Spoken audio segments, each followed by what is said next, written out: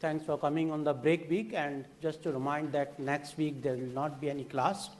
So this is in lieu of the next week class. We were dealing with the types of corrosion, and first few lectures I indicated that there are two categories of corrosion, dry and wet. The demarcation is humidity levels, which is typically in the 60 to 65% range. And we started with the types of corrosion the week before the last week when there was a quiz. And we will continue with the types of corrosion, and the types of corrosion can fall in the both dry and wet depending on the type of corrosion. So today we will address the impingement corrosion, which is another form of localized corrosion. And impingement is a kind of corrosion which you see mostly in the pipelines, and you know that many times the pipelines go straight, then they take a bend and then they move on in other direction, so on and so forth. So once that change in the direction of the fluid in the pipe takes place, then there is always some level of turbulence. So that is one aspect when there is a change in the direction of the liquid. The second is when the velocity of the liquid increases within the pipe. In that case, it increases the rate of corrosion, and it can also damage the protective layer or oxide layer that is already formed, or the painting or the coat that is already being put on the pipeline to protect it against the corrosion. So once these two things happened, increase in the velocity and the change in the direction, the oxide film, which is already there to start with, because as you know that most of the metal oxidizes. So when they are put in the use, they are all covered by oxide film, and at times they can be covered by the paint film also. So this protective layer can get detached.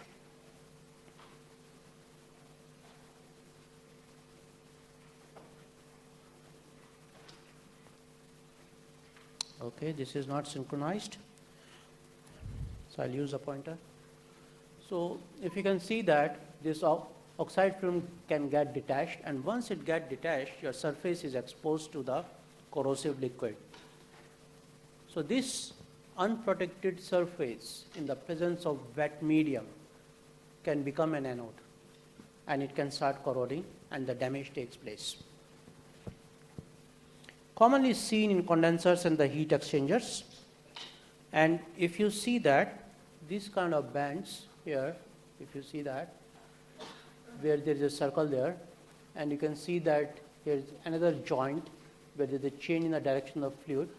So the damage area is just right here, which is the maximum area of turbulence. Similarly, in the exhaust manifold in automobiles, whenever there are two type of liquids or fluids getting mixed, the point of mixing is a place where you can expect the maximum turbulence. So here the coolant is coming in, and here the exhaust gas are going in, and they come out from here.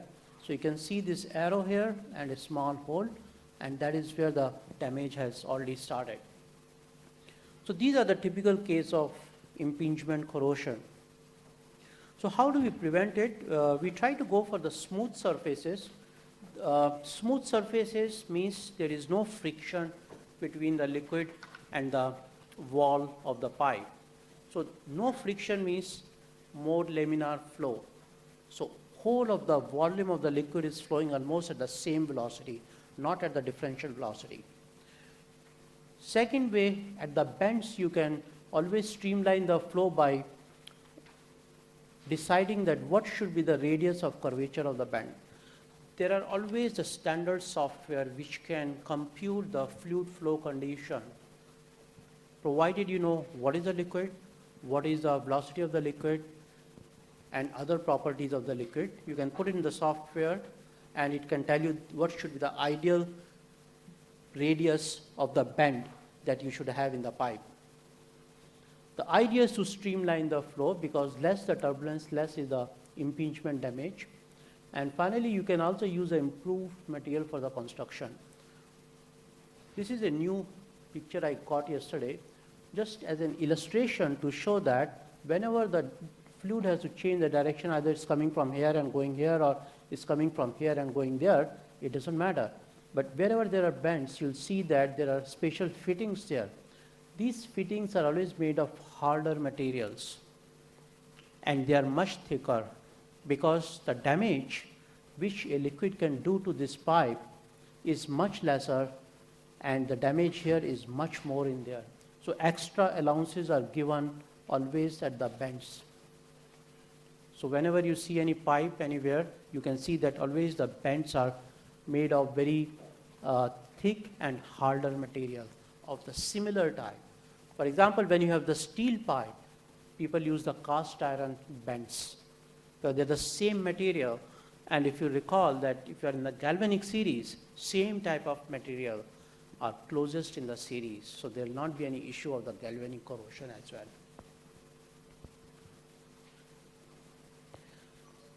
Now that takes us to the next type of localized corrosion, galvanic corrosion, which is also known as two-metal corrosion.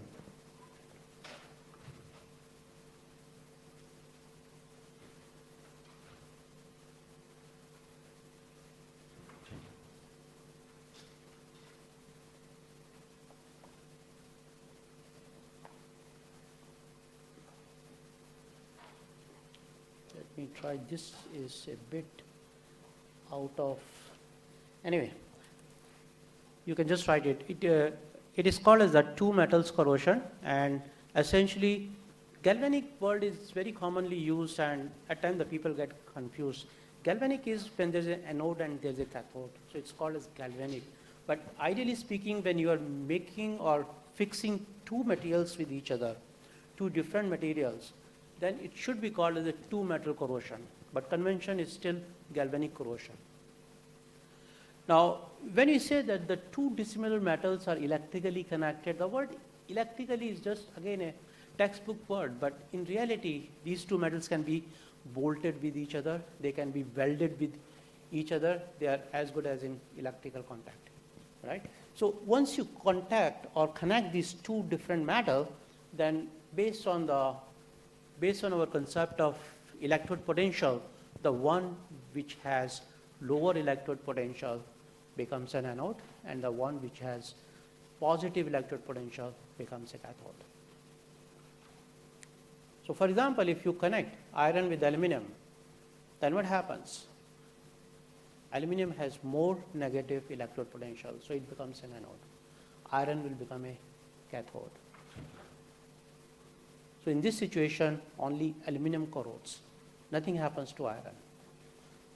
But if you do not connect these two metals and put in the humid condition outside, both of them corrode. Do you understand that? If you take a piece of iron and a piece of aluminum and put in the open atmospheric condition, both of them will go through uniform corrosion. But if you weld them together, then only the aluminum will corrode and nothing will happen to iron. And that is the difference between uniform corrosion and two metal corrosion. Because remember that cathode never corrodes. So in this case, iron is serving as cathode. Is it clear to everyone? Any questions? No? Same as iron and zinc, where we saw that zinc is more negative, it becomes an anode and it protects iron. It is the same concept. So let's try to understand this a bit more. Way back in 60s and 70s, the ships were made in two different ways. In first method, the ships were made of steel, and all the steel sheets were riveted using copper rivets. In the second method, the ships were made of copper-based material, and they were joined by steel rivets. The concept was copper has a better corrosion resistance in marine condition than steel, so they feel that the joint should be very strong and nothing should happen to joint, so they used to put copper rivet. The other company thinks that it is worth putting extra money on the copper to make the whole ship of copper, and since steel has a higher strength, so they want to secure the joints by high strength material. So the ships were made in two different ways. Now one of this method worked and one of this method failed. Typical life of a ship is about 20 to 25 years, right? So in one case, the ship was okay for 20 to 25 years, nothing really happened. And in one case, it just failed in about less than a year. So let's try to see what really happens. Now if you look at your lecture notes, you will see that standard electrode potential of copper is 0.34 volts and iron is about minus 0.44 volts. That makes copper as cathode. Cathode never corrodes, and iron as anode. Iron always corrodes when it is combined with copper. So what you are seeing here is that case number 1, copper, which is the cathode, its area is very less and the anode area is very big. That means anode is the one which corrodes. In second situation, the cathode area is very big. That means it has more resistance to the corrosion, and the steel rivets, which is anode, their area is very small. So in your opinion, which material combination worked and which did not work? That means one worked for 20 years and one worked for less than a year.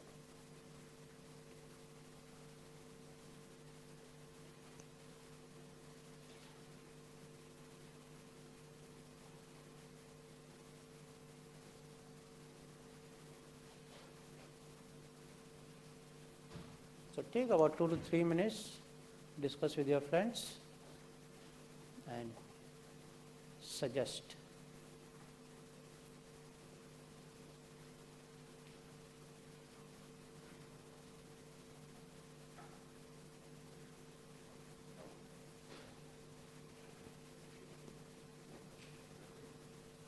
"20 years versus 1 year.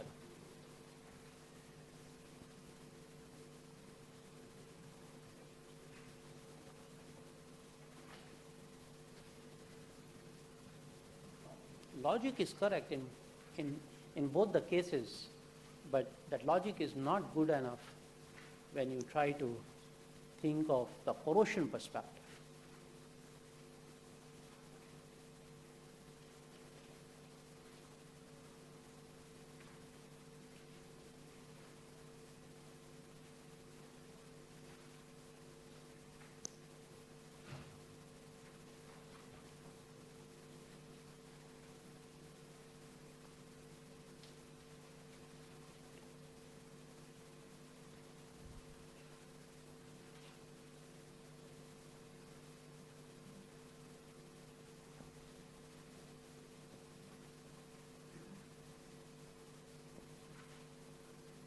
We'll resume at about 6:15, so I'll ask you if you have solved this case. That gives you 2 more minutes.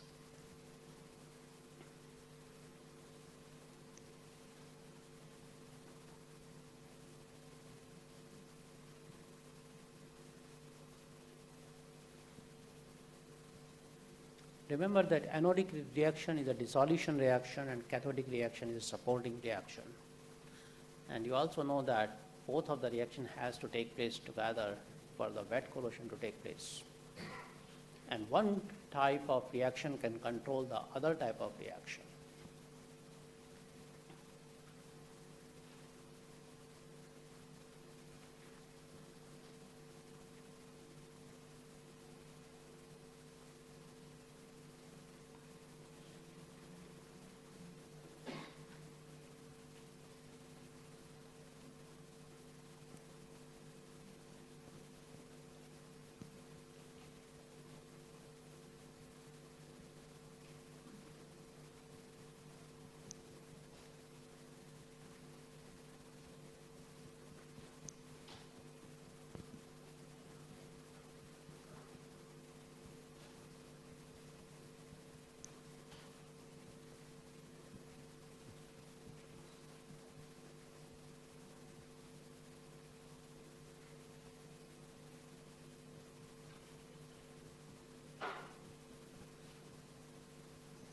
All right. Anyone want to give a try?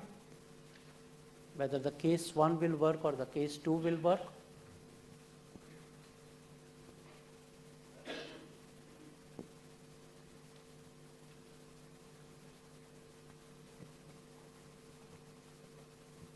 No one?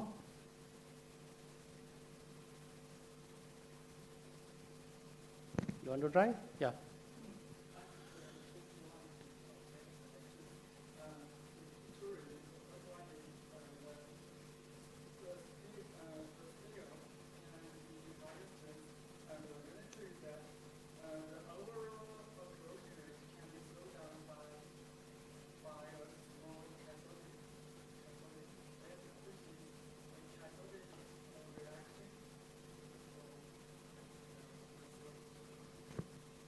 That's absolutely correct. One reaction governs the other reaction. Anodic reaction is a dissolution reaction. But anodic reaction can only proceed to the extent to which the cathodic reaction can proceed. So now in this case number 1, your cathodic area is very small. So even if the anodic reaction want to increase, it cannot increase because both of the reaction has to take place simultaneously and the electrons generated by anodic reaction has to be consumed by cathodic reaction, which is limited in case number 1 because your copper rivets are very small and the steel sheets are very big. So this case number 1 is the right choice. Now let's try to see the case number 2 here. Your steel rivets which want to corrode, because irrespective of the size, steel electrode potential is minus 0.44 volts here. So they want to corrode, and now you have a very big copper sheet. So no matter how fast they release the electron, the big cathode can always absorb all these electrons. So it's just like sugar. It dissolves like sugar. And that is why the failure takes place in about 6 to 7 months' time. So the rule from this case, what people learned is that whenever you try to design in which you have more than one type of material, always keep the area of the inert material to lowest. And that way you can minimize the corrosion. Is it clear to everyone? So this area ratio is very important, fundamental when you are trying to combine more than one type of metal. So basically, for galvanic corrosion, we have learned from the galvanic series that you have to choose a material which are closer in the galvanic series because the potential of the cell that is formed or the current that is released is as low as possible. You have to separate the dissimilar metals by some kind of a insulating paint or gasket or anything, even plastic will do. By that you are terminating the galvanic corrosion and replacing it by the uniform corrosion, which is much slower. Number 3, you have to reduce the cathodic area based on the last example which I have shown. Smaller the cathodic area, smaller or lesser will be the galvanic corrosion. You know that many materials have different phases, such as example shown to you. Steel, where they have 2 different phases, ferrite and pearlite, they may have different electrode potential, and in that case they will like to corrode. So try to go for a material with only one phase. And if you have no choice, you have to use the 2 reactive metals as a stress bearing member in your structure.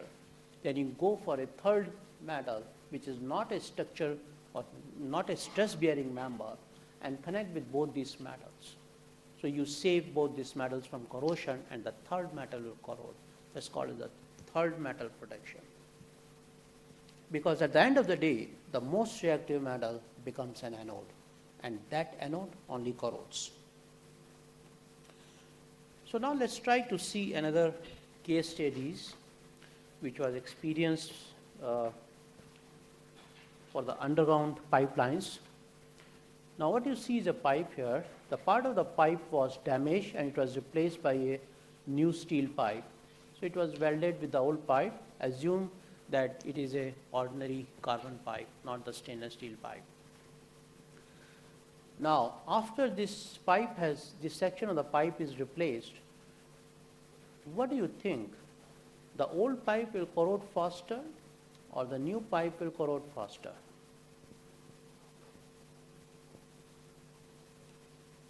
same steel, but only a section is changed with a new steel pipe. Assuming no coatings, it is all underground, no issues. So now which section will corrode more and which section will not corrode?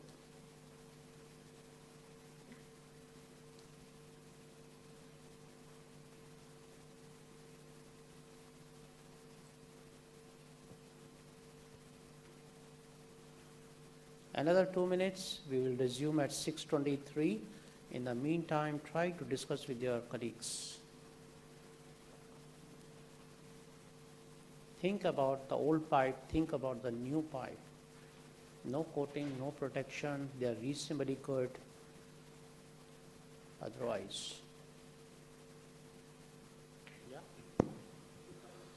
New pipe will? That is correct answer. Why? Old pipe has gone through the polarization. Because of polarization, because of you have activation, concentration, resistance. Which one?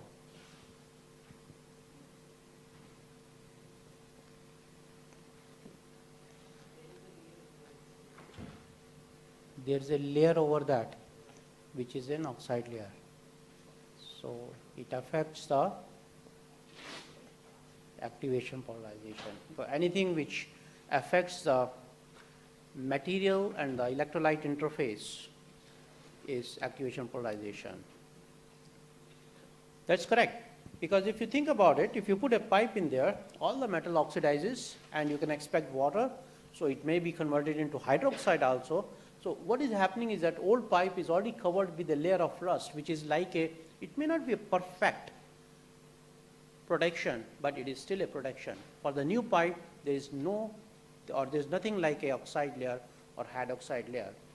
So now it is barrier proof. So it will tend to oxidize more. Now you can also look at this one.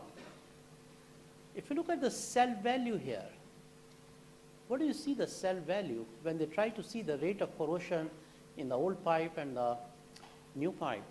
If you read the value, the new pipe is showing a value of 0.65 volt, and these two sections are showing a value of about 0.3 or 0.4 volts.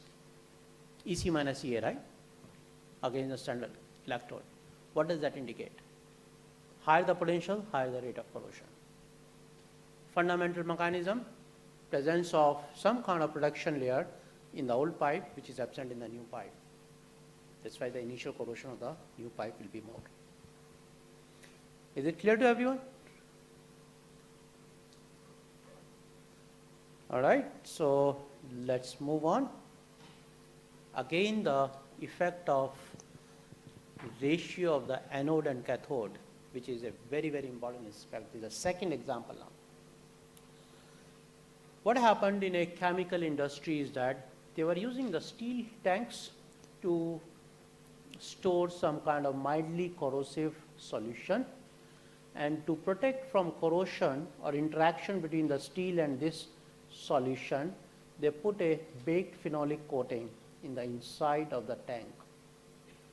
And they had a pulley mechanism with a bucket here to take this solution out of this container.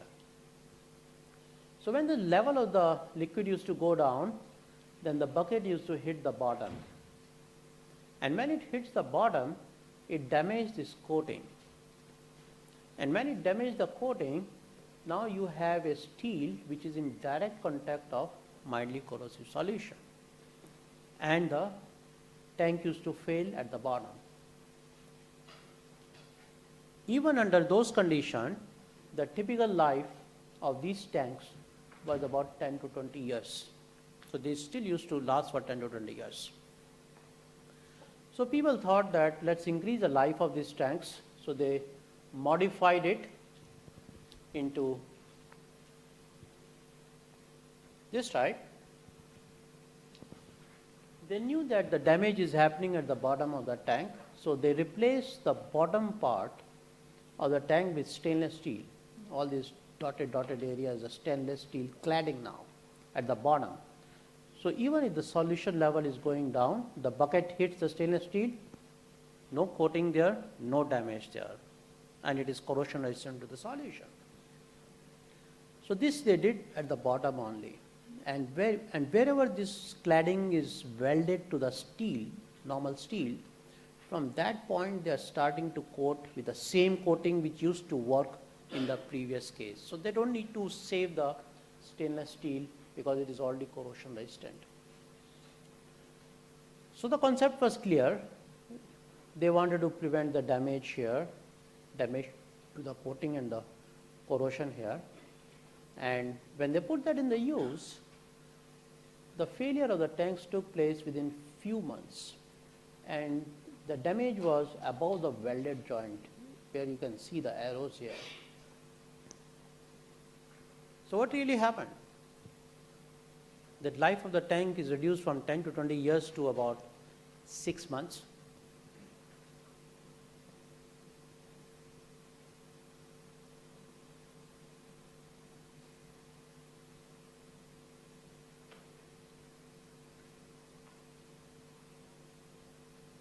Another 3 minutes for you people. 6:31. Think about it. Give your best shot.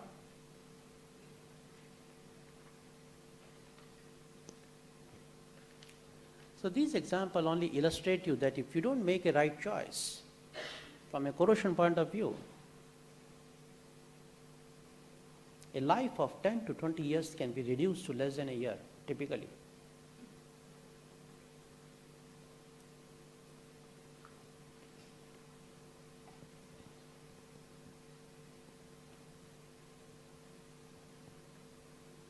You have the clue here. All paint coatings are permeable and may contain some defects such as pinholes. That's your clue. Please raise your hand.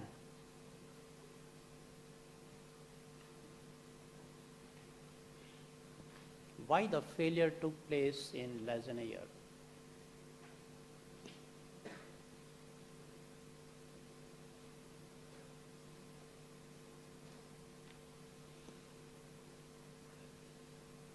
And what is the governing factor?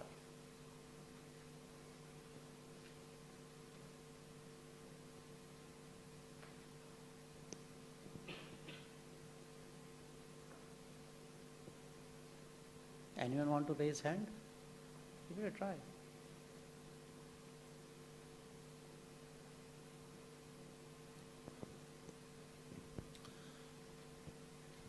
The key point is a clue. If you have a keyhole or pinhole defect in the coating, which is here, then what is the material that the solution can see through? Ordinary steel. And this ordinary steel, a small hole, is seeing a stainless steel plate here, which is a cathode. So now you have a very small anode in terms of pinhole in the coating, and you have a very big cathode. Small anode, big cathode, zoom, the hole is made almost instantaneously. Same case. Iron rivet, very small, copper sheet, very big cathode, small anode, bad combination. In this case, pinhole is a hole. So your ordinary steel is looking at stainless steel. So big cathode, the whole bottom of the tank, and a small pinhole. Dimension of the pinhole, 1 millimeter, maybe 2 millimeter. And immediately the holes are made. So what we learn from here is a second example to tell you that keep the cathodic area as small as possible. Ideally, they could have simply gone for the whole stainless steel tank. That was a better choice. Any questions from this case if you're not able to understand? Okay. This is the research results.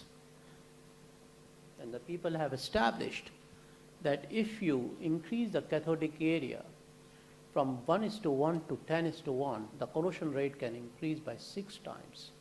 For example, for the carbon steel, and for another aluminum-based alloys, again the results are quite similar, greater than 5 times. So these are all experimentally proven concepts. But you don't have to remember that. You only have to remember that you have to minimize the cathodic area to minimize wet corrosion, any type of wet corrosion. You can also have a situation in which you can see microgalvanic corrosion. For example, the pipes carrying some liquid which can contain some metallic particle like copper deposits. So once you have this copper metallic particles depositing on the crevices or some kind of defects on the inside of the pipe, liquid is going on, they can make a microgalvanic cell here, and once they make microgalvanic cell, it initiates the corrosion. Now once the corrosion is initiated, it will be covered by some kind of a corrosion product here, and it will get depleted in oxygen, and suddenly the corrosion will start and it will go through the thickness of the pipe. So whenever you have the metallic contamination, again you have to be careful that inside of the pipe, for example, should be coated with some kind of a non-metallic paint or ceramic paint. So in that case, there will not be any galvanic couple because a metal will not be in interaction with a metal. So basically, this must be in your lecture notes. Deposit of copper particle, copper is cathodic, iron is anodic, iron will corrode, and slowly it becomes a very localized corrosion. Another very interesting example. About 15 years back, for the people who are from Singapore, maybe they were quite young at that time actually, somewhere in late 1990s and early 2000, there was almost one window falling down from HDB and private houses. And it came to a frequency of about 3 windows per week. And at time you think about it, that you're walking in the HDB state or condominium, and suddenly the window fall on the top of you, it can kill you because it's very heavy. And some people really escaped. They had serious injury and they escaped. And when this issue came, then immediately the government made an announcement that it is compulsory for everyone to do something to repair the windows. I'll tell you exactly what they told. So what was happening actually is that the windows were, or the friction stay was made of steel, and the rivets which are used to secure these friction stays and the windows were made of high strength aluminum. And you can see in this picture that the rivets are corroding here. So essentially when they took the opinion of contractors, then contractors normally are not educated people. So they say it is poor installation, poor maintenance, and well, they install it. So obviously they will not say it is their mistake. So they say it is poor maintenance and wear and tear. But question is that it was not happening before, and after that corrective step was taken, it was not happening. So, you don't clean the windows in a different ways. You all use some kind of soap, grease, and all kind of thing to maintain it and clean it and all this thing, and they're exposed to the water. So what really happened? You have a steel friction stay or the window frame, and you have the aluminum rivets. So why this window started falling within 1 to 2 years of installation? This is for your reference. Take about 2 minutes if you can tell me. The whole window frame is made of iron-based material, steel, good steel, and the rivets are aluminum. Location Singapore, everywhere.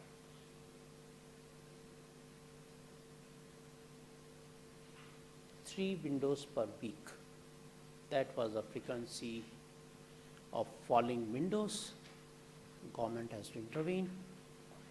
They gave 6 months for everyone to do something to the windows or face penalty.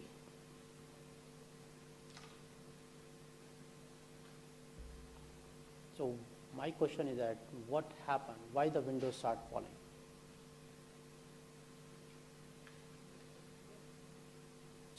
That is correct. You see that window is the one which separates the outside environment from the inside environment, and not all the time inside environment is air conditioned. Humidity levels, you must remember, in Singapore is 80 to 85%. So again, now you have aluminum rivet, which is a small anode supported by a very big cathode. So it was bound to happen. So what government suggested? What is the remedial measure, easiest remedial measure to solve this problem?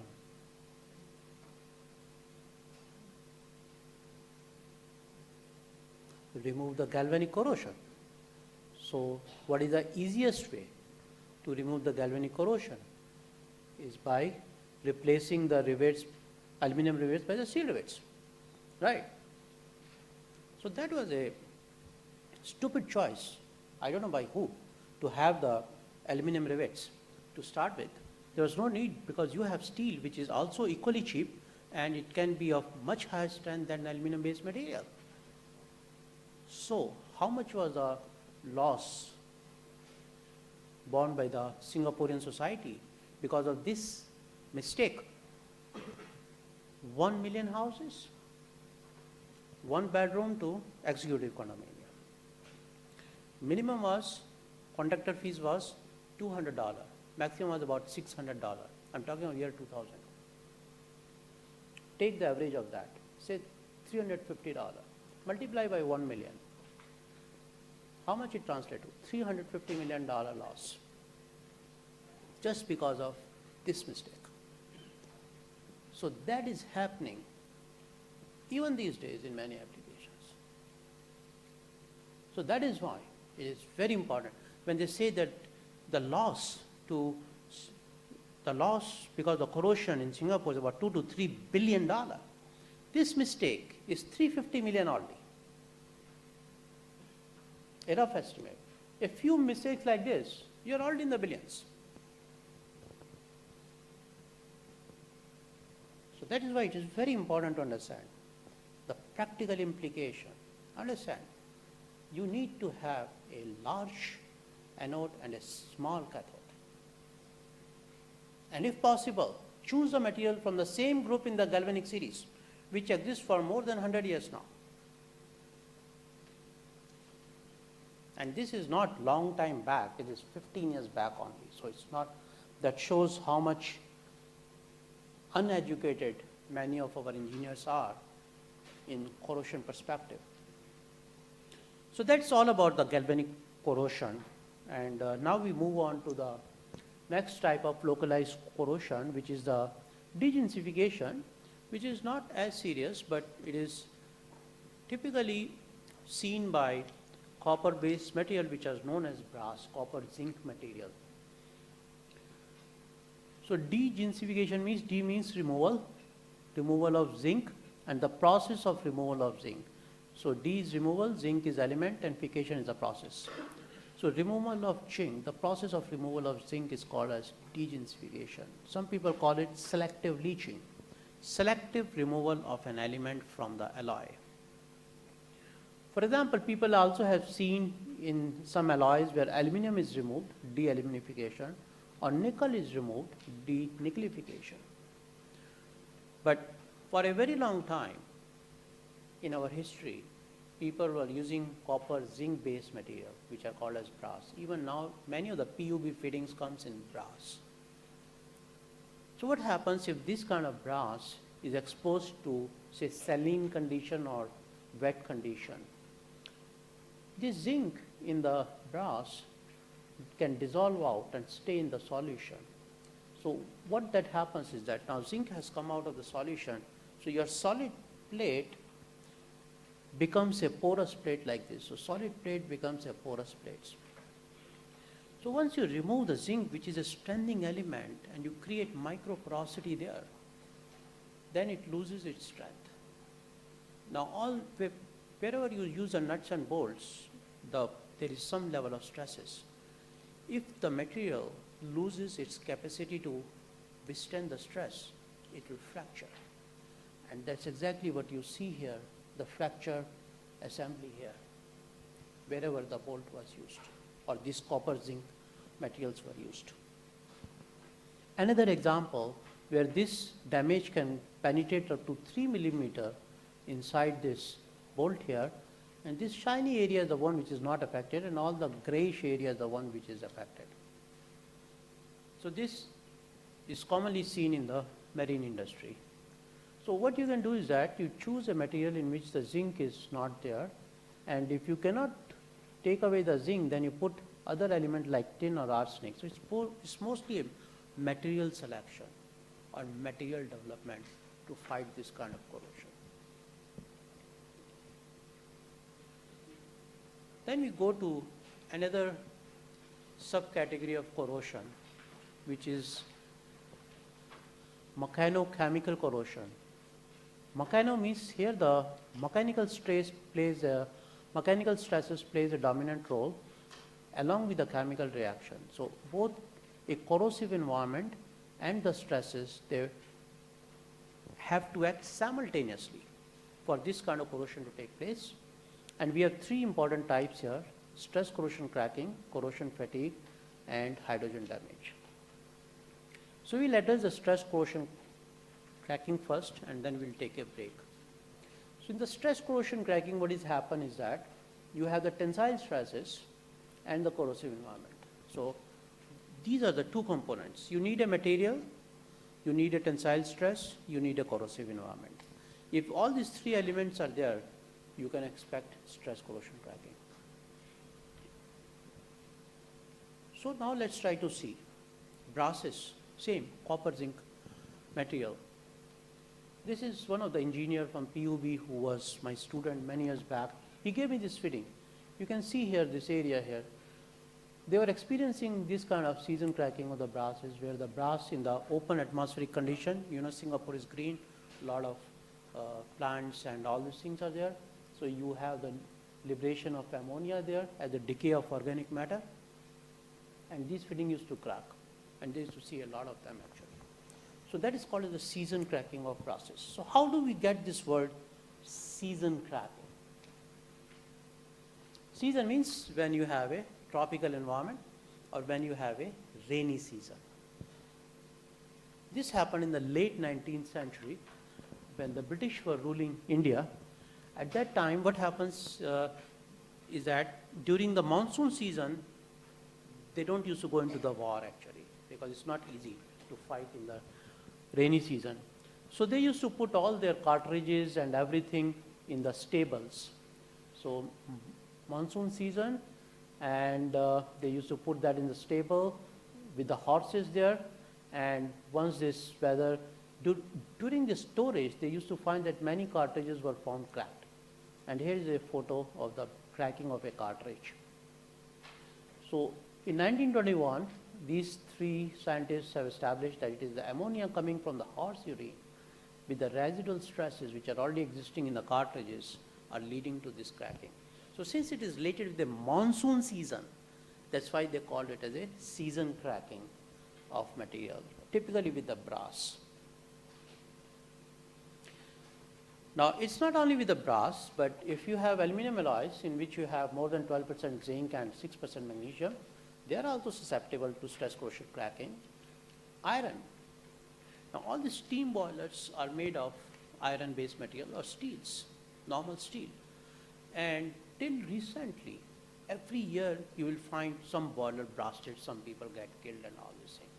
Because they used to use the sodium carbonate to treat the water, to soften the water, and that used to produce sodium hydroxide, NaOH. And with this NaOH, what happened is that it tends to get absorbed in the crack, and then it used to, like, under the application of stress, it makes the crack go faster. you can see that here's a steel plate and all this black area here are the one where the cracks have started, and especially in the stress zone, like the riveted zone is the most stressed one, so that is where the failure used to take place. Now, this is a new picture, I got it only today, so it will not be in your lecture notes. It's a tube damaged by caustic embrittlement. White caustic deposits are shown inside the tube here.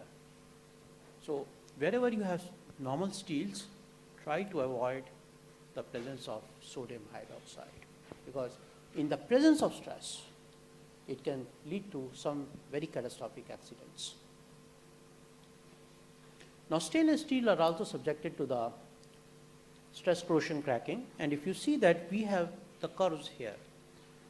Now, in this graph, for example, you have on the y-axis the amount of oxygen, and the x-axis you have the amount of chlorine, and you have a graph here.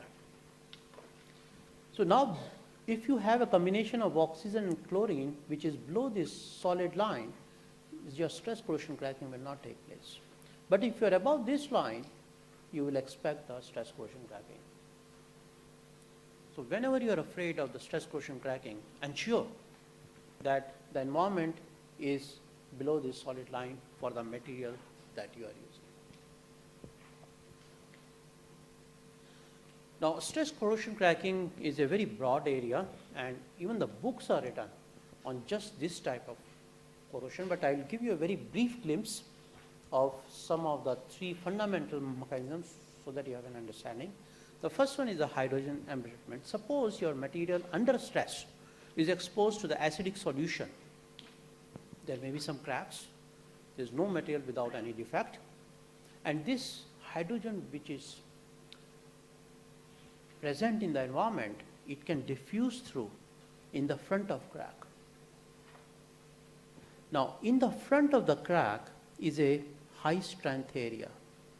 And whenever the hydrogen go and get absorbed in this front of crack, it gets even more brittle. So once the material gets brittle, like a glass, so crack can move at the speed of sound. And that is the mechanism of hydrogen embrittlement when the stress corrosion cracking takes place by hydrogen embrittlement. The second mechanism is a damage of the film. You know that many of the material like stainless steel, which we commonly use, have a protective oxide layer. Sometimes we create a protective oxide coating and we protect the surface. What happens? There is a likelihood that during the service you scratch the coating. When you scratch the coating, like stainless steel for example, it can heal itself, right? So you scratch it and it heals itself, no problem, no corrosion. But once you apply the stress in the direction of the arrows, then what happens? Wherever the scratch is made, that acts as a notch. And notch is the area of stress concentration, the tip of the notch.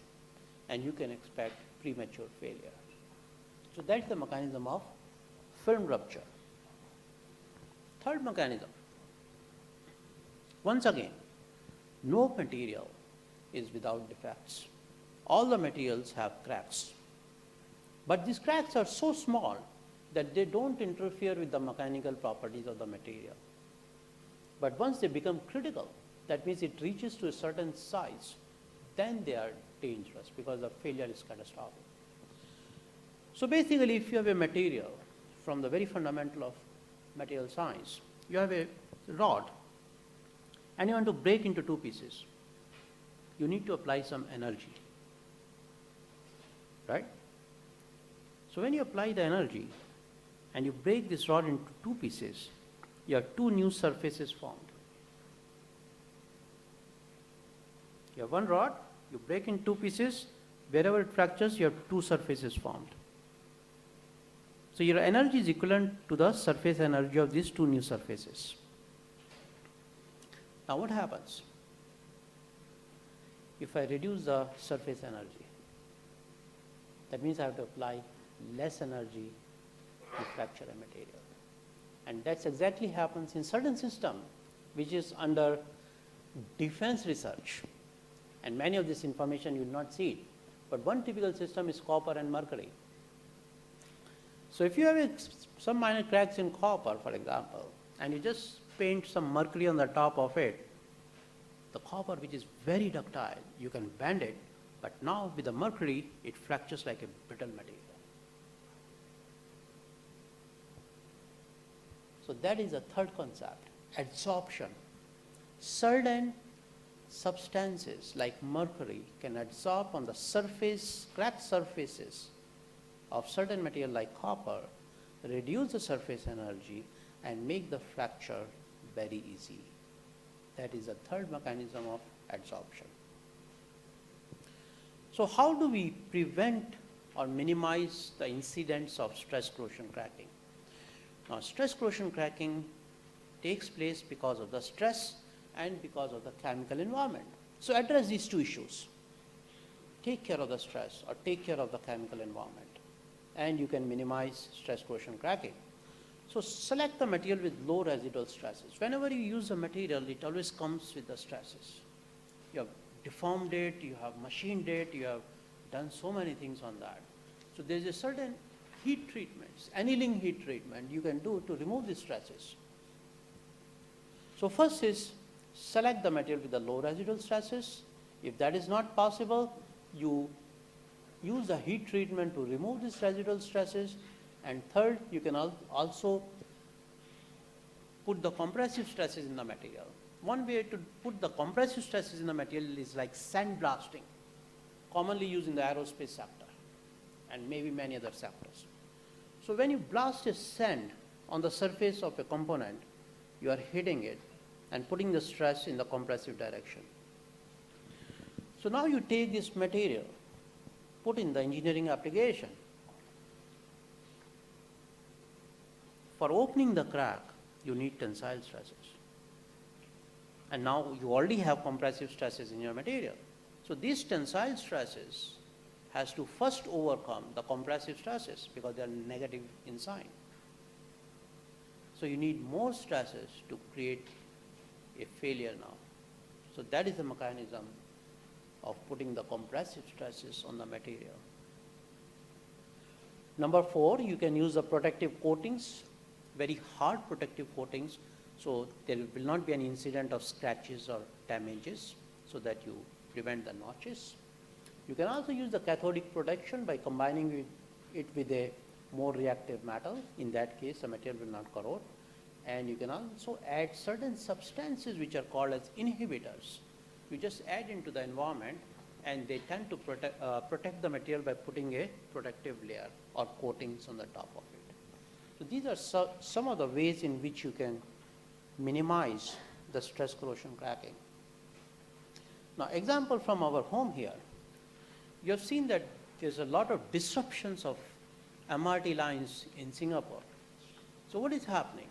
This news came from, which I captured is in 2013. NEL stands for the Northeastern Line.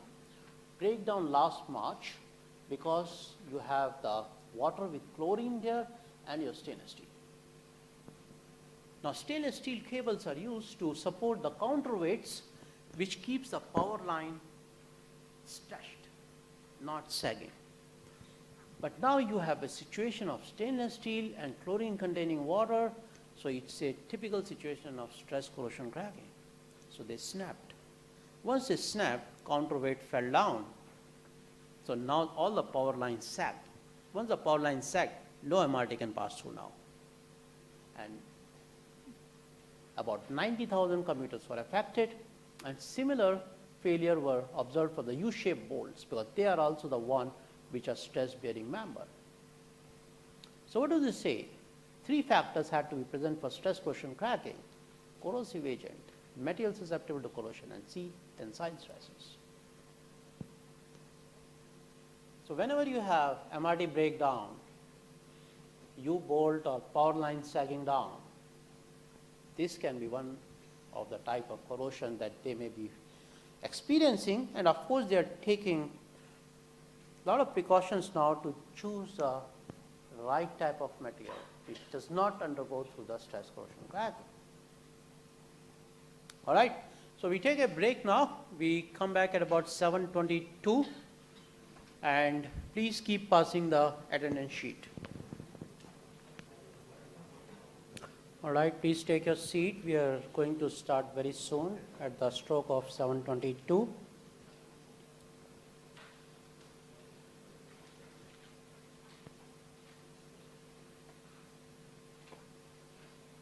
So we were in the mechanochemical subcategory of corrosion, and the first type we discussed was the stress corrosion cracking, and the second type is corrosion fatigue.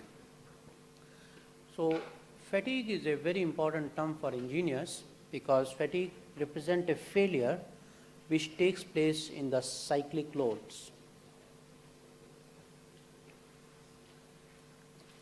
That means your load is not constant. The load fluctuates from positive zone to negative zone.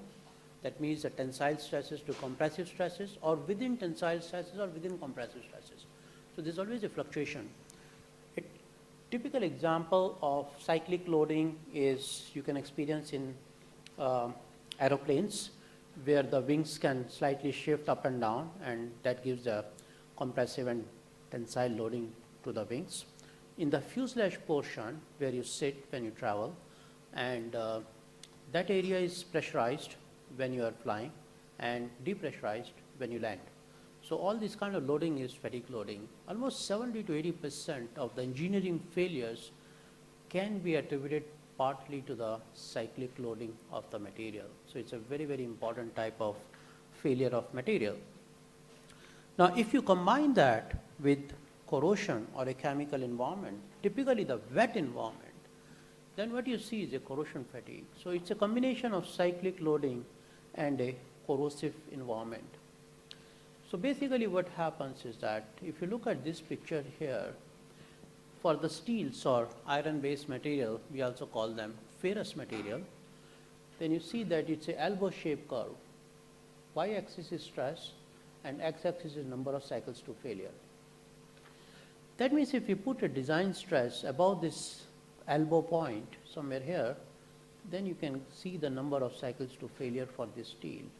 If you put a design stress below this elbow, that means your material will have an infinite fatigue life. This is only for iron-based material. Now if you put a steel in the corrosive environment, that means more typically in the wet environment, then your curve becomes almost a straight sloping line here. That means for any given stress level, you will have a number of cycles to failure. So from infinite fatigue life, you have a finite fatigue life. For the non-ferrous material, that includes, for example, magnesium-based material, aluminum-based material, copper-based material, you always have a finite life. It is always a straight sloping line. But the same material, if it is put into a wet environment or a corrosive environment, the line shifts down. Line shifts down means the number of cycles to failure, if you keep it a constant, it takes place at lower stresses. So in a way, this graph explains that irrespective of the fact whether it's a iron-based material or a non-iron-based material, if you have a cyclic loading or fluctuating stresses and the corrosive environment, you can expect faster failures. So whenever you see this kind of failure, suppose it's a cylindrical shaft here, and you have a normal fatigue, that means most likely the absence of fatigue environment, not the fatigue environment, the wet environment, then the larger part of this one is a shiny area and a smaller part where the cross section has reduced, then you will have a rough fracture here. If you have a wet environment, then this bigger area is covered by the corrosion product, and that is where you separate whether it's a simple fatigue or a corrosion fatigue.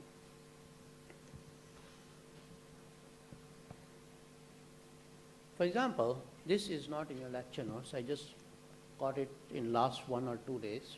So all this fatigue failure has some kind of a semi-spherical marks here. These are called as the beach marks, and this you can see whenever you have a corrosion fatigue. Now this is an example of corrosion fatigue because this seems like a steel and you can see everywhere there's a brown rust there.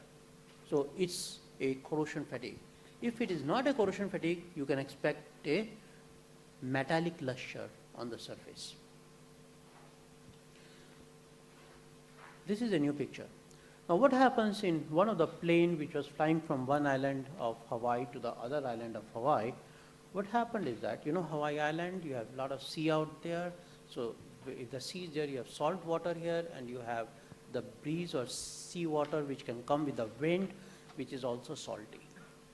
So when you don't maintain your aircraft all the time, then this water or the air which is carrying this water droplet can deposit on this surface of the plane, and it starts the pitting corrosion there. So you have small area of corrosion, and now this is subjected to cyclic loading when it is flying. So in the mid-air, the canopy failed,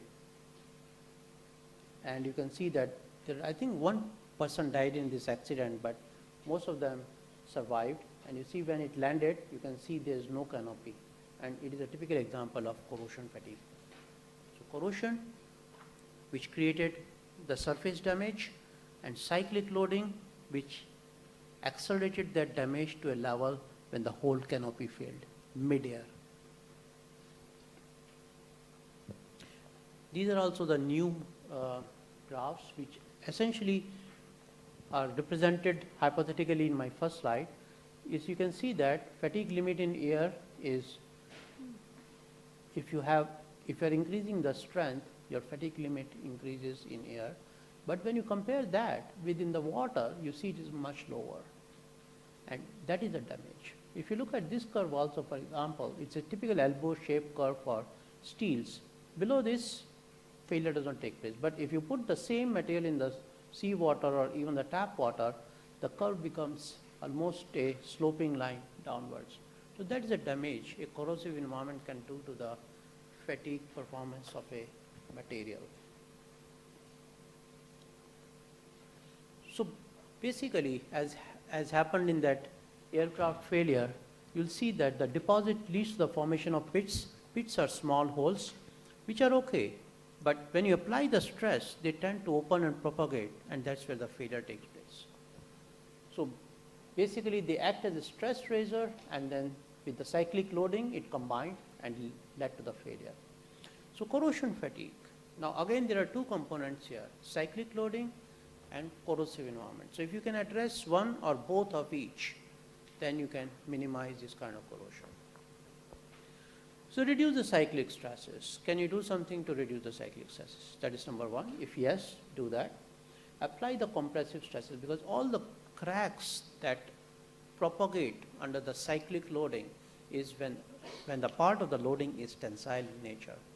So again, sandblasting is what is used by the aerospace sector. Select ductile metals with low internal stresses. You want to minimize the stresses and you want to use a ductile metal. Why? Because whenever there is a crack and it wants to propagate, it's more difficult for the crack to propagate when the material is ductile. It needs more energy. But if the material is brittle, it will need less energy. Eliminate stress raisers. Like way back in 1950s and 60s, the failure due to the fatigue of the planes were taking place because the window that you see outside, were rectangular in shape. So wherever you have a rectangular window, the crack used to start from that edges. And that's why now you see all the rounded windows in the plane. So that happened after 3 planes crashed. So eliminate stress raisers. Reduce the corrosion by using some corrosion protection like use of inhibitors if allowed.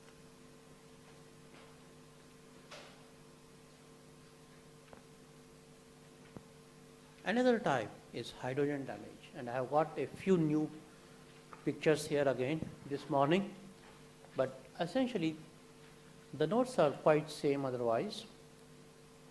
Hydrogen damage is when you have the presence of hydrogen and you have presence of stresses. So you can always have a hydrogen damage otherwise also, but it gets accelerated faster when you have the stresses in combination of presence of hydrogen. Now what you see is this picture here. Now in this picture, a ductile material can fail in a brittle mode. When a material fails in a brittle mode, you see that almost a flat area. That is a sign of a brittle failure. If it's a ductile failure, you will see the sign of deformation here. it takes more energy. So when you have the hydrogen damage, your material can fail, a ductile material can fail in a brittle fashion, and that is a issue. Now, this you will expect more in the oil fields. Hydrogen damage is also there in the oil fields. The reason, because there is a H2S gas there. Now, what happens when you have H2S gas? H2S gas does not allow the combination of hydrogen atom into hydrogen gas. So it gives more time for the hydrogen atom to go inside and do the damage. So that is why it is also a serious problem in the oil and gas industry. So, example, now, where do you get hydrogen from? You know, if you have an acidic environment, hydrogen is one of the cathodic reaction which can release hydrogen. Moist atmosphere because of the presence of water, and electrolysis operation. So if any of these things are going on, then you can expect the hydrogen in the atmosphere which can cause the hydrogen damage. So basically what happens is that if you have the hydrogen in the atmosphere, it gets absorbed on the surface of the metal. You can see this H is the atomic hydrogen. It goes inside and recombines to make hydrogen gas. And it creates a lot of pressure. And the pressure is so much that the high strength steel can have a very big blisters here. Again, petroleum processing plant, carbon steel plate, hydrogen blister formed in 2 years' time, which is a very short lifespan. You expect it to last for a longer time. And I got one more image quite similar to that, but in this case in the boiler tubes. You see, this is all the hydrogen damage that can cause for the high strength steels. So much is the internal pressure generated because of the hydrogen recombination. It can also go to the grain boundary and precipitate there. If you recall some of the example which I gave you after the dry corrosion, the molecular hydrogen can precipitate the grain boundary, which is damaging. But if you apply the stresses, that areas where there are micro porosity now, filled with gas, it can easily be separated. So your failure can be premature. Sometimes this hydrogen can go inside, react with the alloying element like chromium, nickel, titanium, columbium, make hydride. Hydride are very brittle substances which you can expect in the microstructure. They are so brittle that it's some application of stresses and you can see the cracking here already forming. Once you have big cracks in the material, it will fail very easily. So that is the damage hydrogen can cause if it is present in the environment and if it is not properly protected. So the hydrogen damage is because of hydrogen. So try to eliminate the source of hydrogen if you can. So go for the coating which are impervious to atomic hydrogen. You can go for material selection by allowing the material, for example, addition of nickel or molybdenum to steel improves their resistance to the hydrogen damage. Improve or eliminate the interfaces, ensure that your material is fully dense, there are no voids, there are no cracks where the hydrogen can go and recombine. And finally, Nelson diagram, which is essentially related with the material selection. Nelson diagram is shown in the next slide. You have on the y-axis temperature and the x-axis is the hydrogen partial pressure, and you see for carbon steel. Once again, for the temperature and the hydrogen pressure, you can see here, below this curve, no hydrogen damage. Above this curve, hydrogen damage. But if you take the carbon steel and put 0.5 molybdenum in there, you increase the window in which you can operate. That means a higher temperature and a higher hydrogen pressure.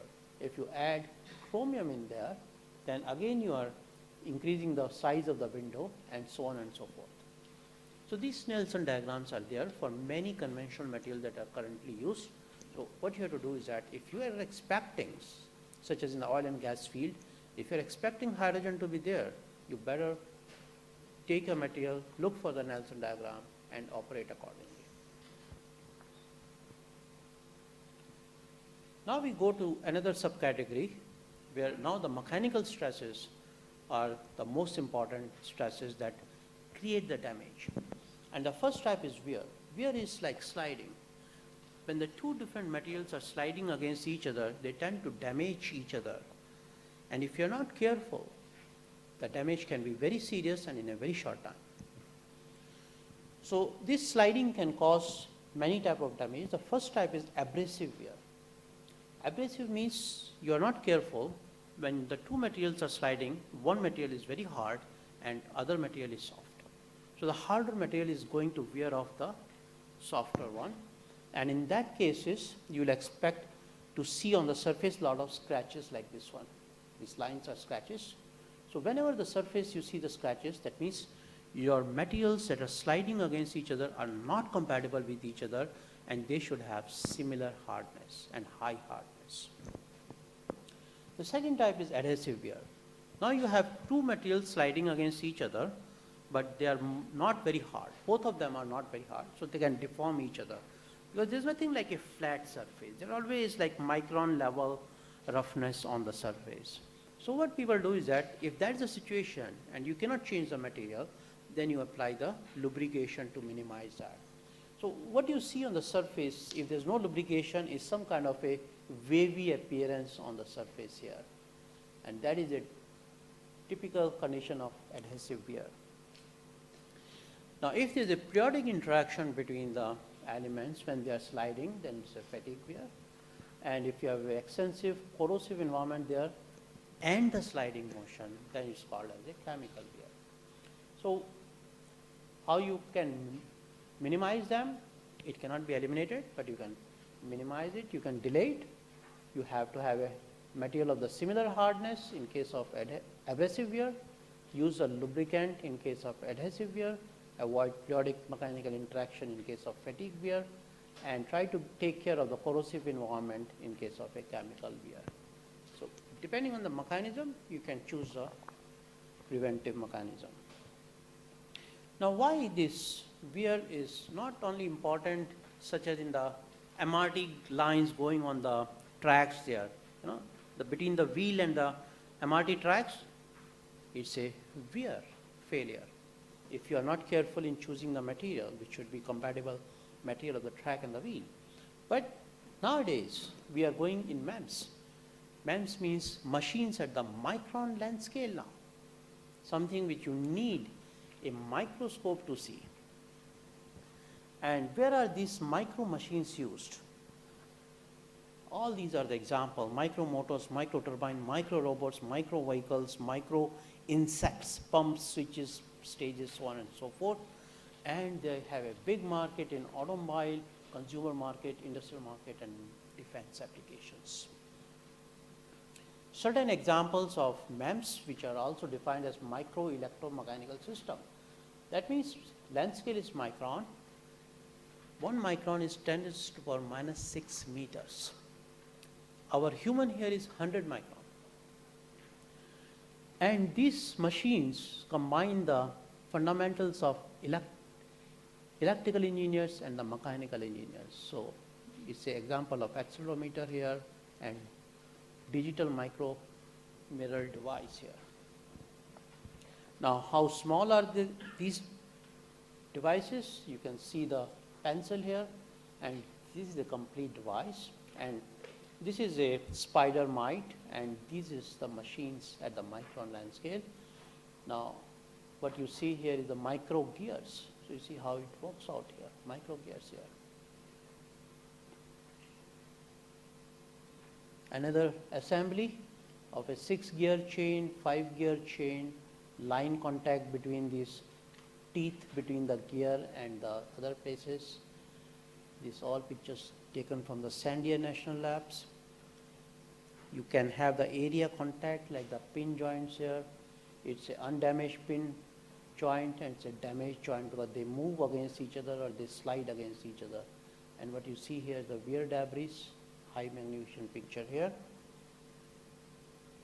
And sometimes you have a sliding component, so if your component is not coated, then you can have the damage here. If it is coated, the damage is much less. So this is Z-Doll coated motor failed after 65 minutes. while if it is not coated, it's 5 minutes. So coating, the lubricating coatings are very important. And if you are not very careful in understanding how they slide and how to minimize this kind of abrasive, adhesive, chemical and fatigue wear, then you may have serious problem. And because these at the micron level, they can have a adhesion, dynamic friction, and all these kind of things. And even if you want to use the lubrication, of course they can have the van der Waals attraction also. So even the lubrication concept will be totally different, because now the gaps or crevices are at the micron length zone where your normal lubricant may not even enter in. So it's a totally different ballgame. So tribology or the wear kind of failure are not only important in the macro land scale, which is something which we can see, but also at the micro land scale. So this is just for your information. It's a new things which are coming up. Now, another type of corrosion or the damage is when the materials are subjected to vibration. Everything vibrates. When you go in a car, when you go in a bus, when you go in a plane, everything vibrates. So when the material is subjected to vibration, and typically the amplitude of the vibration is about 7.5 micron, then you can expect fretting damage. But of course, people argue that this number is not constant and it changes for different material. So when a system is vibrating, a bolted system where you have rivets and all this thing is vibrating, the damage can be faster because the mating surfaces keeps hitting against each other and create damage. So it can destroy the tolerances, and once they vibrate and slide against each other a bit, then what happens is that your protective films can get damaged. That can trigger the galvanic corrosion or the crevice corrosion. So let's try to see certain examples here. This happens in aerospace sector. When you go inside, you sit, and below the seats are attached like that. And now the plane is subjected to the vibration, and you see this joint here. So when this part is vibrating against this part, you see the formation of crevice here. So what happens? The fitted part will become loose after some time, and the seat can collapse. So this is like a fretting damage the quality engineer has to take care in the commercial aircrafts. It's a new image here. Now what you see, it's a bolts here, and if you very carefully look at the structure, you see that the surface or these threads are slowly being damaged because the whole system is vibrating. And what happens after some time, they will lose all these threads, it will become loose, and the system will fail.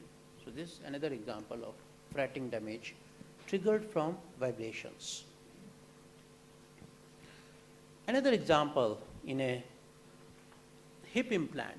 Again, you have two different type of things, and if it is subjected to undue vibrations, then you can see the non-fretted surface, which is quite smooth, and the fretted surfaces, which is quite damaged here. So not only in your mechanical devices, but also in the implant, it's an issue. So you have to choose a material which are least susceptible to the fretting damage, and if the vibration is unavoidable, then you have to choose the right type of material. So what happens? How this takes place? You know that all the materials are subjected to oxidation, even in the dry condition, except for the gold, because everyone shows a negative free energy of oxidation. And none of the surface is flat. If you look under a lens or a microscope, there are always micron level roughness there. Now you have two mating surfaces, which is shown as the top surface and the bottom surface, the two fitted part, which exactly are like that at the micron length scale. There will be hills here, there will be valleys here. So once it is subjected to the vibration, they hit against each other. So when they hit against each other, the oxide layer gets damaged wherever they are hitting, and now you have a fresh metal. Now the system is vibrating, so this metal here will try to make the cold weld here. So once the cold weld is formed, in the next cycle, it will break open and all this small debris goes in the valley portion here. And it continues. So once it continues, the damage progresses.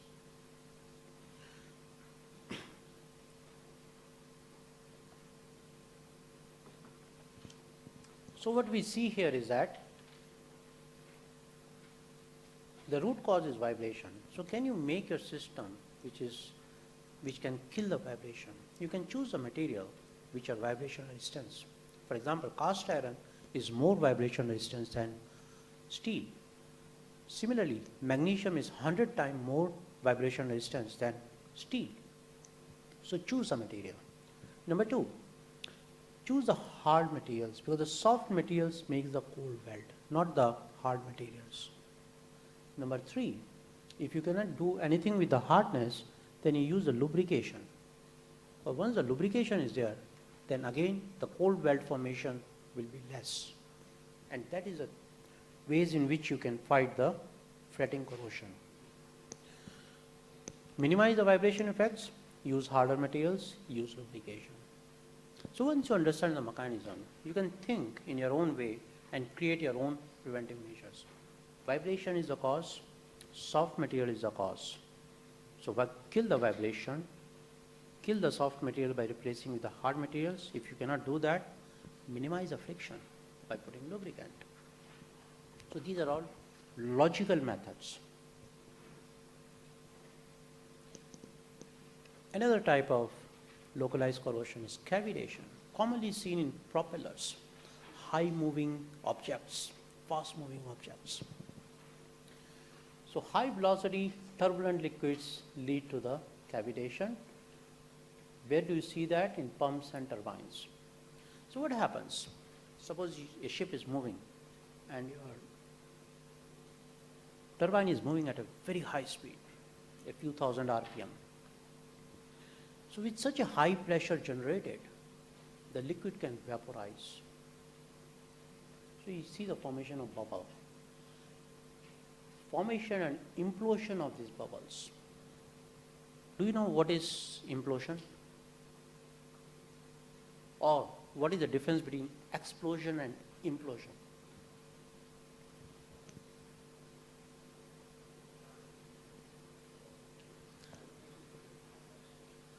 Direction of the forces.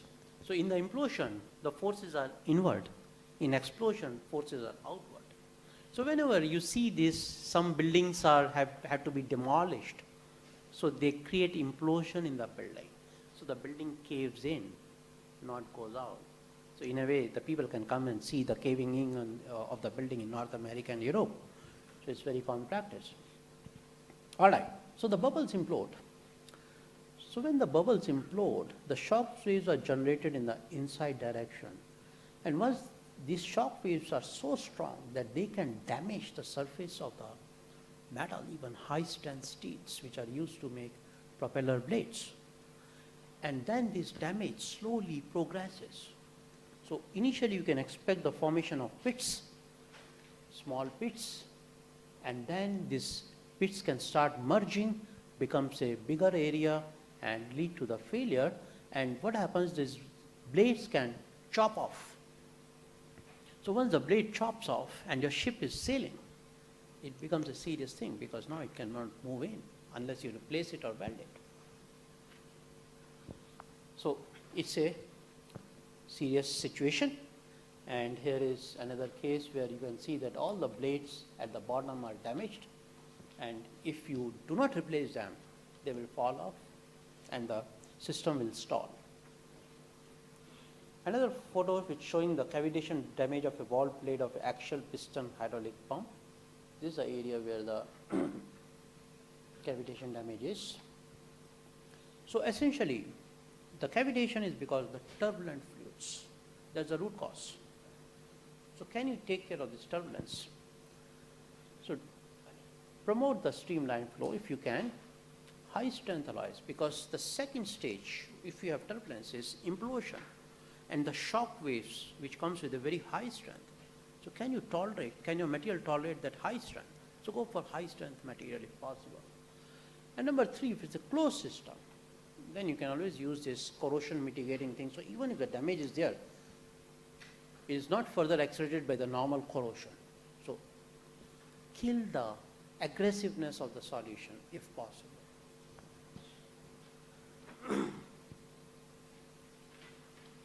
Then we have the next type of corrosion.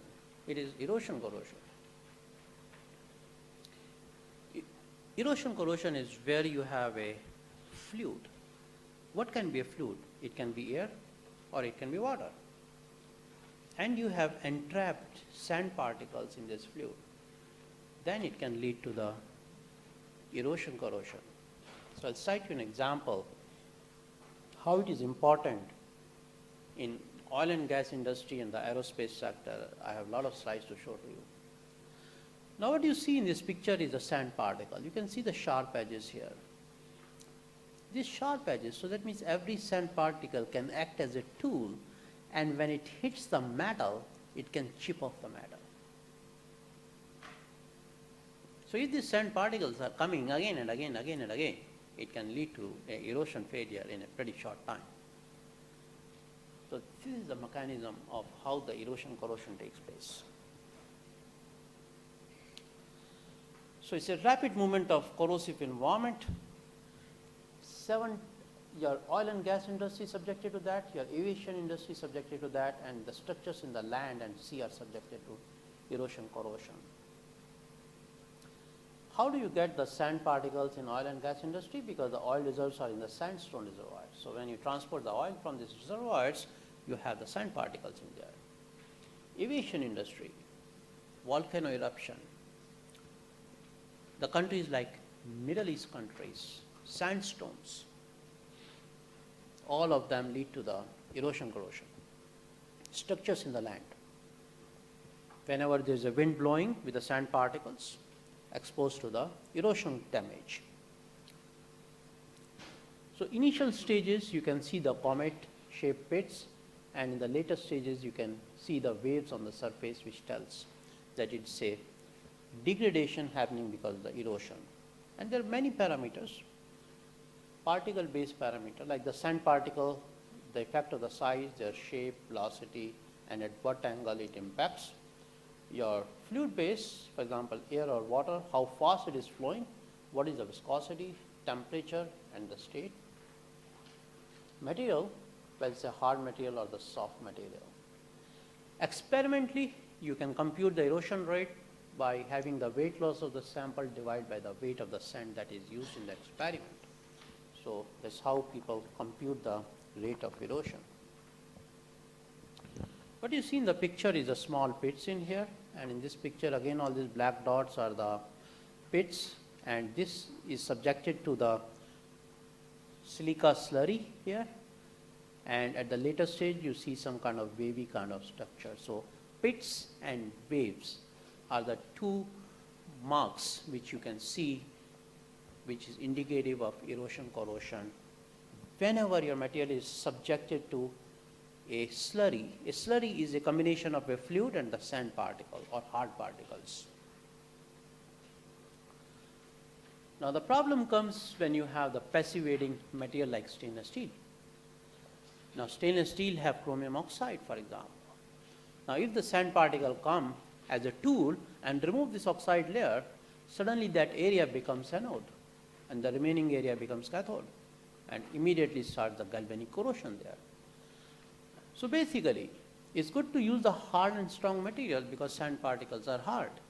But at the same time, these materials should not be weak, or their corrosion susceptibility should not be poor actually. They should be strong or corrosion resistant in that medium. So hardness is okay, but they also should be corrosion resistant. So once again, if you have high velocity, you have turbulence and you have impingement, then it's a bad news. Your erosion damage will be more. But if it's a laminar flow, yes, the damage will be there, but it will be minimum damage.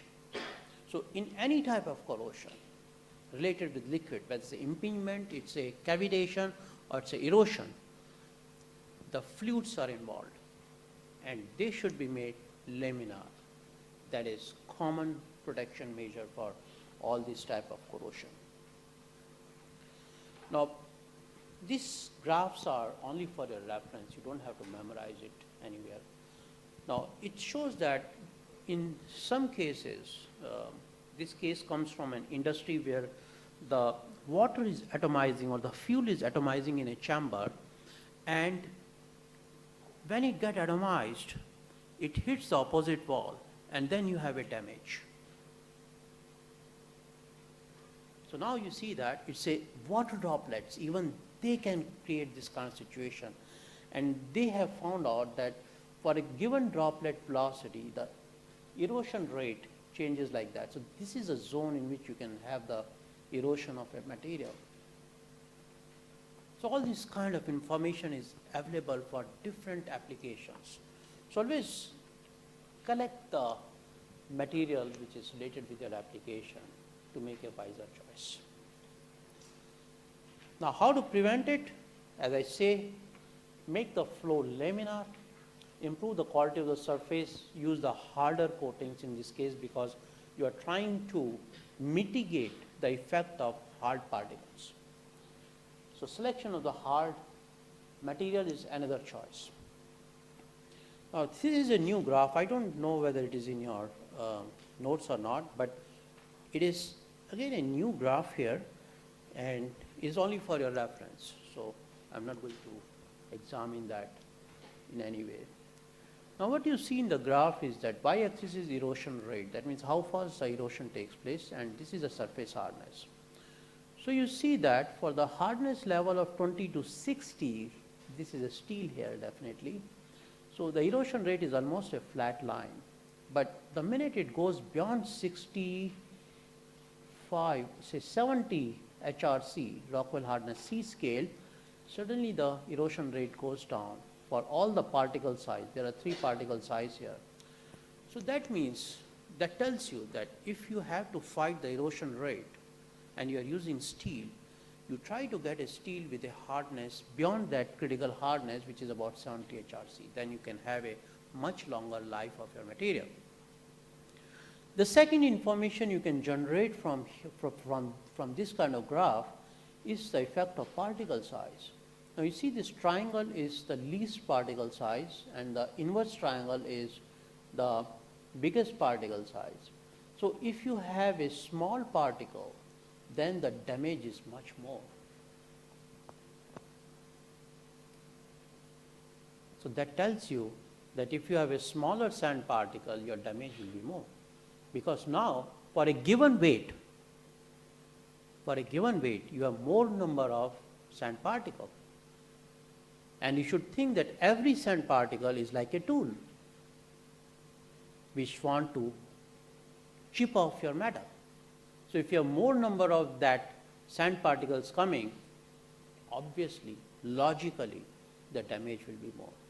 So smaller particle size is more damaging in terms of erosion. So that is the observations you can make from this kind of results.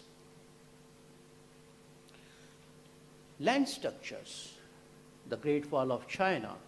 Now if you look at this article here, that the sandstorms are responsible for disappearance of 25 miles of wall, which is eroded, 40 kilometers of the wall is disappeared, and some of the wall posts has reduced from 5 meters to 2 meters.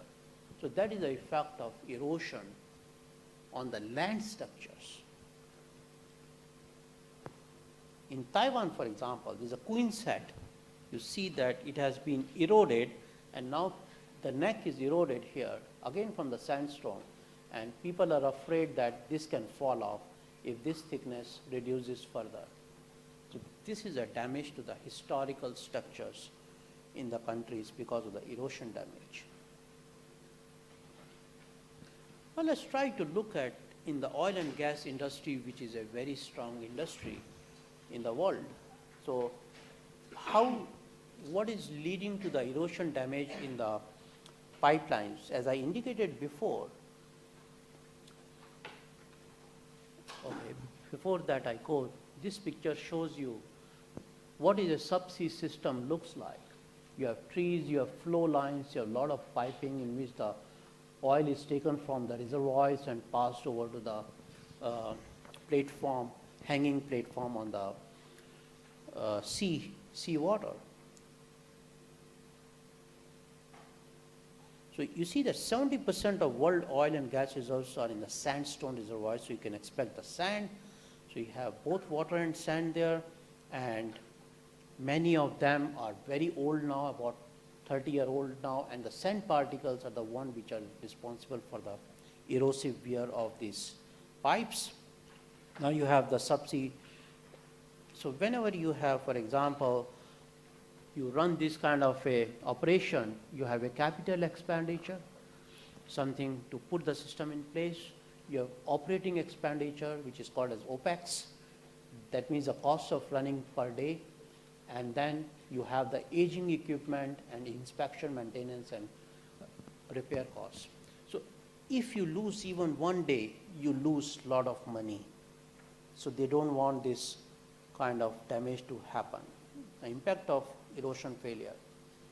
You may have to replace the equipment, so increase the capital expenditure. If your system closed down because of the failure, you increase the operating expenditure, you reduce the profit margin, and then if the oil leaks, then you know that you have to take responsibility of clearing the oil leaks and spills also. So there is other kind of damage. Now there are some of the failures which are listed here. You have a sand erosion failure in the choke wall on the wall in the offshore in the West Africa. Shut down of the field for 23 days. You lose about $1 million every day here. You have erosion failure of a T in China's Tina gas field and disruption of the gas transport. So you have recorded erosion failures in the oil and gas industry. Main factors, because the system is too complex here, so it's not easily predictable, but people still make experiments to make the things as predictable as possible. And when everything is on the seabed, it's not easy to go and inspect the pipe.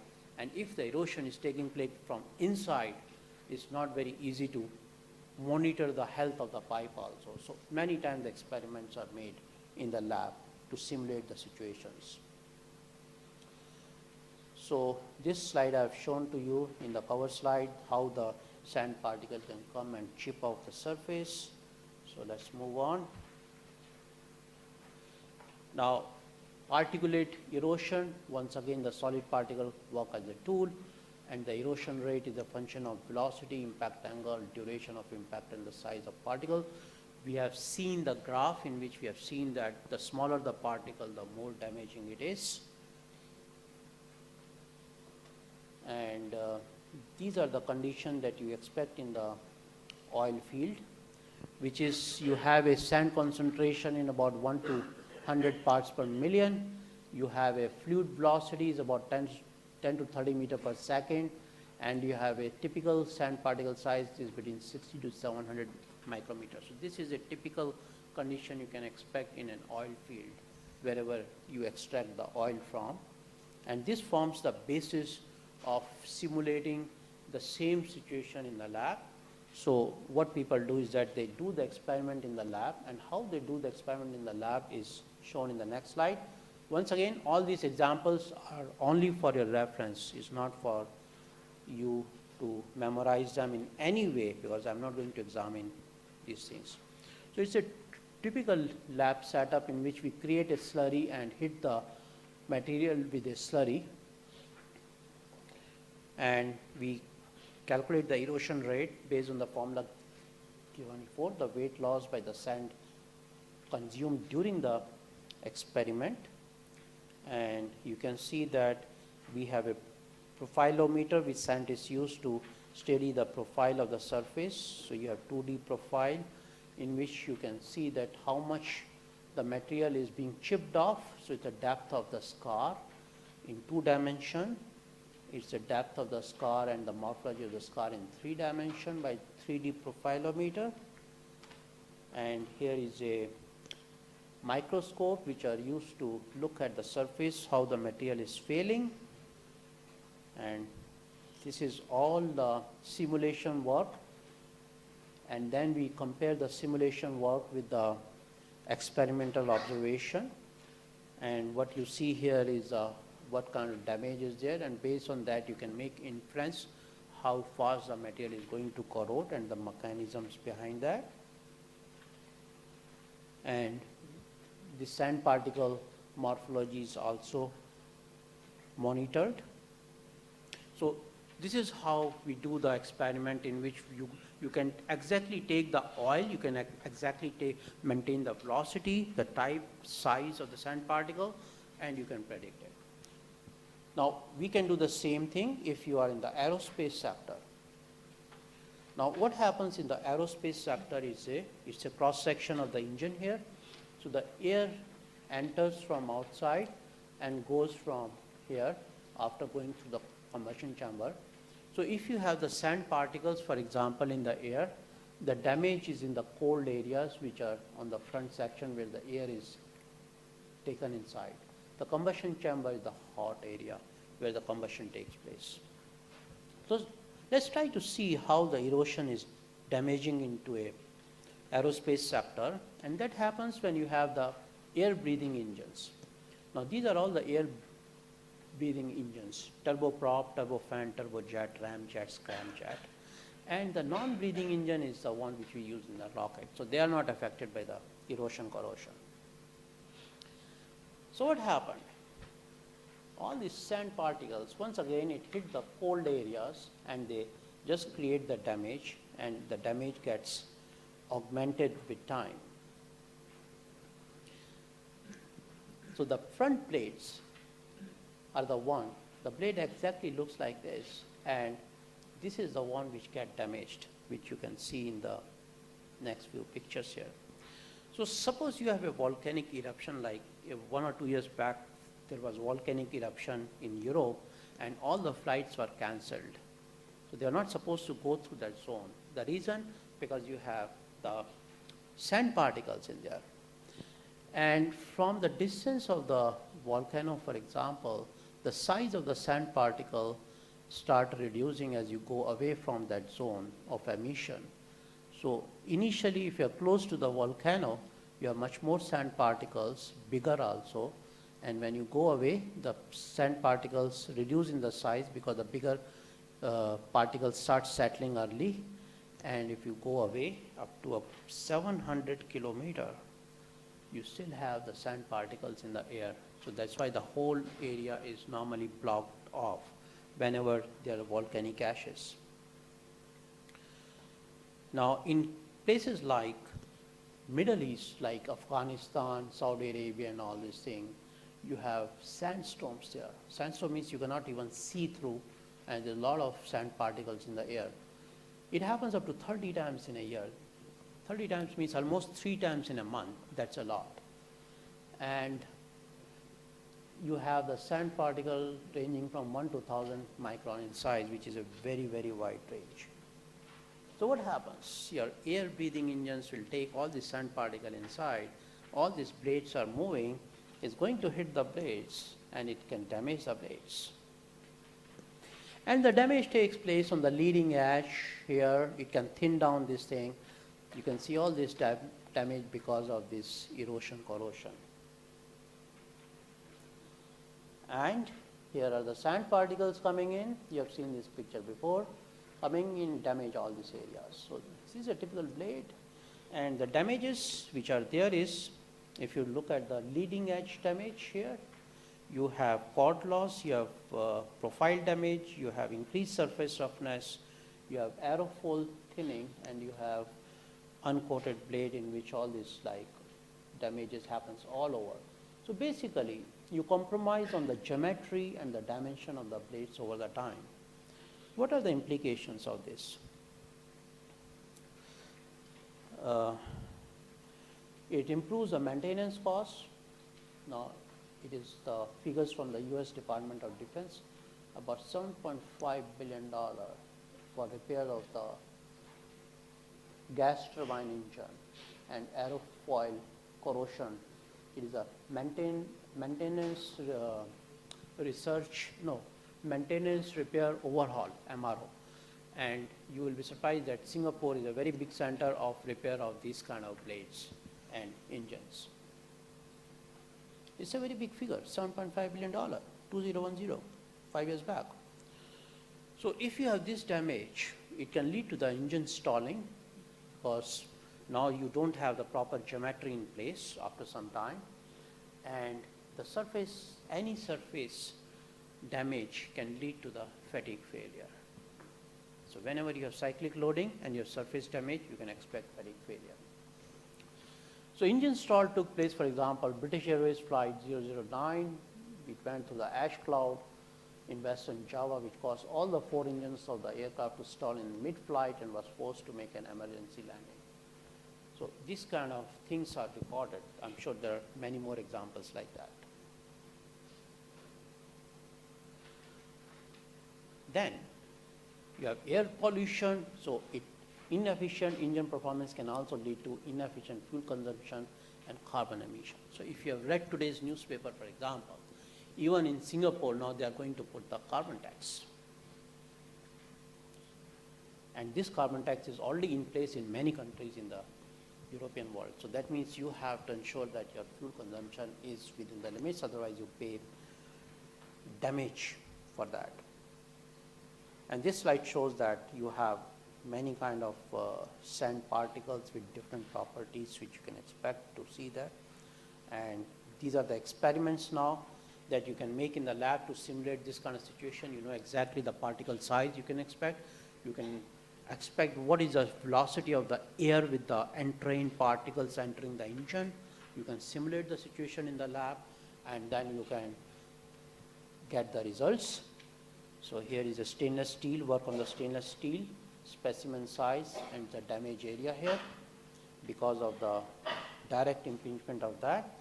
And you can see here that once again, once the particle size increases, the damage decreases and is highest with the lower particle size. Same as we have seen in the oil and gas industry. Similarly, the depth is highest when the particle size is lowest, and as the particle size increases, the depth is reduced. So once again, it establishes that roughness, depth, all kind of thing is more damaging when the particle size is smaller. So all these things are established to come out with a best possible material, because you cannot control the engine processing parameters. It has to stay same. The air has to suck in. If there is a sandstone, if there's a certain concentration of the sand in the air, you cannot do anything with that. It depends on the geographical location. If the volcano has erupted, you have to block the flight. For how long you have to block the flight? You know that what is the critical concentration that can lead to the damage based on the experiments. So essentially what you do is that you try to monitor that concentration levels drops down below certain level, and then you allow the flights. So these are all comes from experiment, and that shows the importance of erosion corrosion. So every corrosion is important in its own way. Presence of stresses, presence of slurries, high speeds, liquids, every time, gaps, which gives to crevice corrosion, unfamiliar. If you don't combine the two metals with each other, which are proper as per the galvanic series, you have the windows falling in there. If you don't choose a material properly, you have the counterweights falling there. So different application, different types of corrosion prevail. So you have to choose the material accordingly. All right? So I think that is enough for the day. I have covered a lot of types of corrosion and information. So next week, once again, is off week, so we'll meet the week after next week. All right? So if you have any questions, please feel free to ask, and please return my attendance sheet somewhere here, and we'll meet in March.